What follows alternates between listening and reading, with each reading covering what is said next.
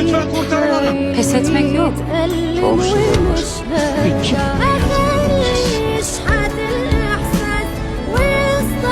Bildiğim her şeyi herkese anlatacağım. Senin bu dünya başını yıkacağım. Sana bunu kim yaptı, kim yarattı seni? Kimse kim? Güzel. Neden ölüyor? Tarih. Anne, İlkimi senden koruyamadım ya. Bana da yazıklar olsun. sana iyi bir annelik yapmamış olabilirim. Ama inan bunları telafi edeceğim ben. Kardeşim ölecek mi baba? Hayır, bir şey olmayacak ona.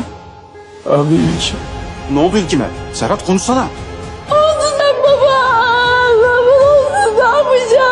Berrak onun nerede olduğunu biliyor. Gelse o da o şerefsizi öldürmek ister. En büyük acıyı çeken benim. Konuşacak birbirimize bir şeyimiz var. Bence de. Bana bakışın, konuşman değişti.